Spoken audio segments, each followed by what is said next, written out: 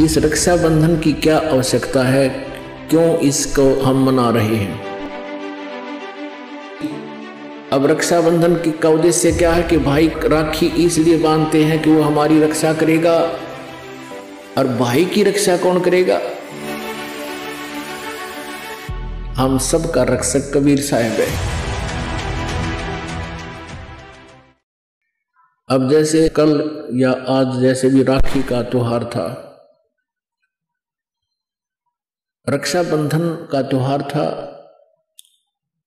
इस रक्षाबंधन की क्या आवश्यकता है, क्यों इसको हम मना रहे हैं।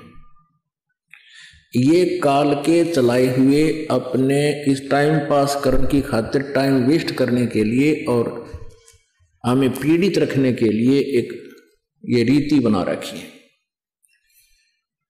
अपुणात्मा इस ज्ञान से परिचित होने के बाद हमारी आंखें खुल जाती हैं और जो समझदार बच्चे हैं वो इस बात को स्वीकार कर लेते हैं कि संत जो कहते हैं परमेश्वर का आदेश होता है, तो फिर वो स्वीकार कर लेते हैं, फिर वो समाज की नहीं मानते हैं। एक बहन ने बताया कि जी उपदेश लेने से पहले मैं राखी बांधने के लिए अपने भाई के वहां घर गई। वही रक्षाबंधन का दिन भाई की इंतजार कर रही थी। दुर्घटना के अंदर भाई की मृत्यु होगी, उसका शव आया, टक्कर मार मार कर रो रही थी।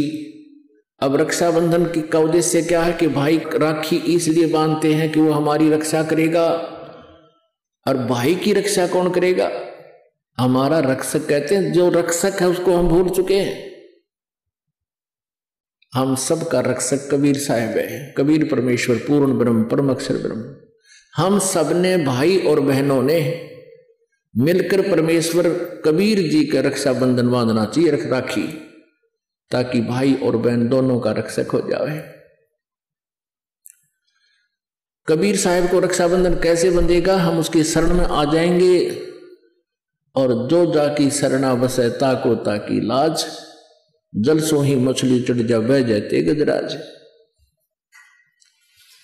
हमने अपने परमात्मा को राखी बांधनी चाहिए। और दूसरा एक और दुख पैदा करती है ये रक्षाबंधन का दिन, जिन बहनों का भाई नहीं, अब वो रोती हैं पिछले कमरों में बैठ के अकेली, आए हमारा भाई को नहीं, हम किसके राखी बांधेंगे? कोई चाचा के, कोई ताऊ के, कोई मामा के भाइयों की मुंह की तरफ ताकेंगे हैं। और फिर वो न सोचेंगे या पैसे लेने की मारी यहाँ आ जाती है, चाहे ना कहें पर अंदर में जरूर अवश्य होगा, ऐसा होगा। और हमने ऐसा ना करना है। हमने अपने ऊपर कर्जा नहीं चढ़ाना किसी का। तो इसलिए हमने रक्षाबंधन का त्योहार कैसे मनाना है? परमात्मा का नाम ले लेना है। और फिर ये 10वां दिन यहाँ त्योहार होता है, सत्संग होता है, इसमें आकर के हमने इस परमात्मा के ज्ञान को सुनना है। तो ये इस तरह के जो रीति रिवाजें हैं, ये हमें पीड़ित करने के लिए है, हमारे को एक दूसरे से दूर करने वाली है। अब रिवाजें बन गई हैं